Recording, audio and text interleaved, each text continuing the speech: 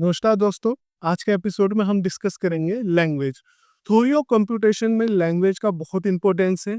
इसको हम बहुत जगह पे देखेंगे कि लैंग्वेज क्या होती है, कैसे हम इसको जनरेट करेंगे, इनपुट सिंबल से क्या इफेक्ट पड़ेगा, आउटपुट सिंबल का क्या इफेक्ट पड़ेगा, स्ट्रिंग क्या होती है, सिंबल क्या होता है और लैंग्वेज क्या होता है।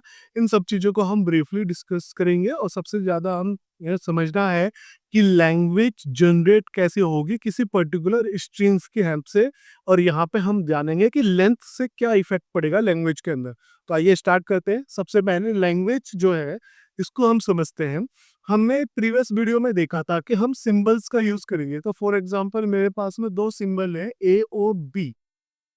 अब इन दो सिंबल से मेरे क्या से स्ट्रिंग जनरेट होगा उसको हम देखते हैं, क्योंकि जो लैंग्वेज होगा वो कॉम्बिनेशन है ऑल पॉसिबल स्ट्रिंग्स। जितनी भी पॉसिबल स्ट्रिंग होगी वो सारा क्या कहलाएगा, मेरा लैंग्वेज। और कहाँ से वो स्ट्रिंग कैसे जनरेट होगी, सिंबल से। तो सिंबल मुझे गिवन है ए और बी। अब ए और बी से स्ट्रिंग कैसे कैसे जनरेट होगी हम उसको समझते हैं। तो मान लीजिए मेरे पास में है एल, कोई लैंग्वेज है, लैंग्वेज ऑफ लेंथ जीरो, इसको हम कहेंगे जीरो लेंथ का स्ट्रिंग जनरेट करिए। तो जीरो लेंथ का स्ट्रिंग कैसे हो सकता है, अब हम इसको समझते हैं। यहाँ पे आएगा मेरा sigma to the power zero. अब सिग्मा की पावर जीरो है, इसको हम कैसे रिप्रेजेंट करेंगे। इसका मतलब ये है कि इस सिंबल के कॉम्बिनेशन से हम एक स्ट्रिंग जनरेट कर रहे हैं। तो उसके अंदर स्ट्रिंग की लेंथ कितनी है, जीरो। जब स्ट्रिंग की लेंथ नहीं है तो क्या होगा, वहां पे कुछ भी नहीं होगा। बट ऐसा हम नहीं कहेंगे, हम इसको कई बार जो है एप्सिलॉन्स के थ्रू रिप्रेजेंट करेंगे। दैट मीन्स कि ये एम्प्टी स्ट्रिंग है। दैट मीन्स स्ट्रिंग तो है बट जीरो लेंथ का स्ट्रिंग है। आपको क्लियर हो गया। एप्सिलॉन का मतलब है कि स्ट्रिंग है बट जीरो लेंथ का, उसके अंदर अल्फाबेट्स नहीं है, स्ट्रिंग है। तो इसके कॉम्बिनेशन से जो भी हमारा स्ट्रिंग बनेगा उन सबके कॉम्बिनेशन को हम एक लैंग्वेज के अंदर डालेंगे और उसको हम कहेंगे जीरो लेंथ का क्या होगा, लैंग्वेज होगा। अब इसके बाद में हम जनरेट करते हैं वन लेंथ का, कि जिसके अंदर वन लेंथ हो सिर्फ, ठीक है। तो हम इसका sigma to the power one इसको रिप्रेजेंट कर सकते हैं। इसका मतलब है कि इसके अंदर जो भी हमारा स्ट्रिंग होगा उन सब की लेंथ कितनी होगी, वन। तो क्या क्या पॉसिबिलिटीज हैं, अगर मैं कहूँ तो यहाँ से मैं ए बना सकता हूँ और बी बना सकता हूँ। ये दो लेंथ हो सकती है मेरी, ए और बी। तो ये मेरा क्या कहलाएगा, स्ट्रिंग और language with the length of one. एक ही लेंथ है उसके अंदर। तो कितने पॉसिबिलिटीज है, टू पॉसिबिलिटीज है मेरे पास में। इसके बाद में मैं एक और बनाता हूं जिसके अंदर क्या होगा, लेंथ मेरा टू होगा। तो इसका मैं कैसे रिप्रेजेंट करता हूँ, sigma to the power two. अब इसको अगर दिखाने के लिए तो मैं इसको रिप्रेजेंटेशन कैसे करूंगा, मैं लिख सकता हूँ सिग्मा इंटू सिग्मा, दोनों का पावर वन है। और ये पावर क्या है, ये बना था मेरा ए बी। तो इसको मैं लिख देता हूं कि ए बी, इसको मैं ऐसे ब्रैकेट्स के थ्रू शो कर देता हूं। और फिर दूसरा ए बी। अब इन दोनों का अगर मैं मल्टीप्लाई करूंगा, मैथमेटिक्स आप लोगों ने पढ़ा होगा, तो इसको अगर मैं मल्टीप्लाई करूँ तो कैसे बनेगा, ए ए बी। इसको इसके साथ मल्टीप्लाई करा, फिर इसको इसके साथ करेंगे b A and B b. तो ये टोटल मेरा बन के आया है string a A B b B A and B b, जो कि टू लेंथ का है। इसकी लेंथ कितनी है, टू। तो ये मेरा बना टू लेंथ का स्ट्रिंग।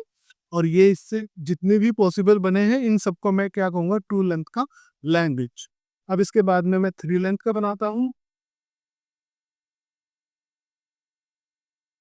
ठीक है। तो थ्री लेंथ का अगर मैं बनाऊं तो इसको मैं कैसे रिप्रेजेंट करूंगा, epsilon to the power three.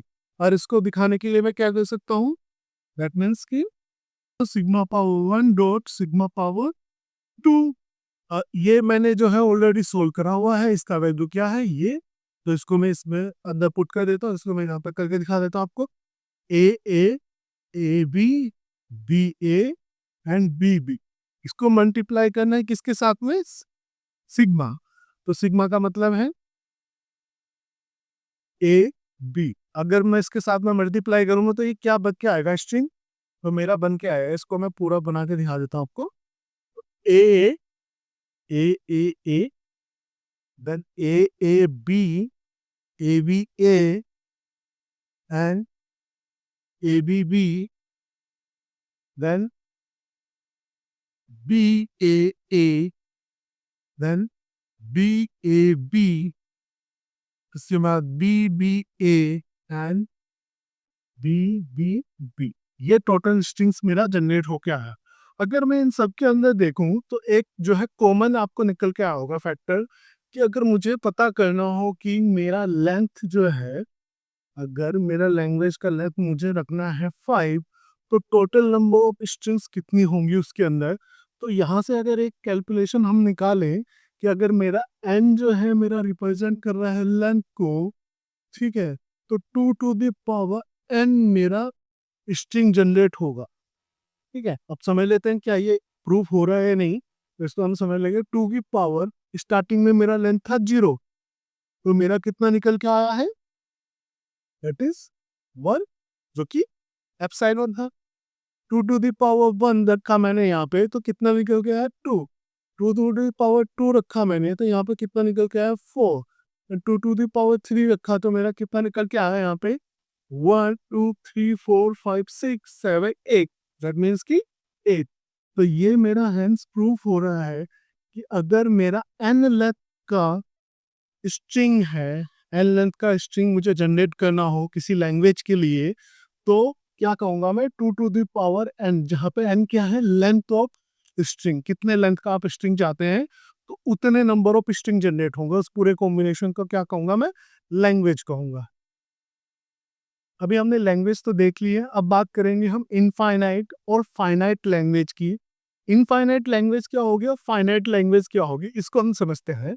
Infinite और फाइनाइट लैंग्वेज को समझने के लिए अभी हमने लेंथ जो है 0 का निकाला था, और 0 का क्या आया था मेरा लैम्डा या फिर एप्सिलॉन। 1 का मैंने निकाला, इसका आया ए और बी, ठीक है।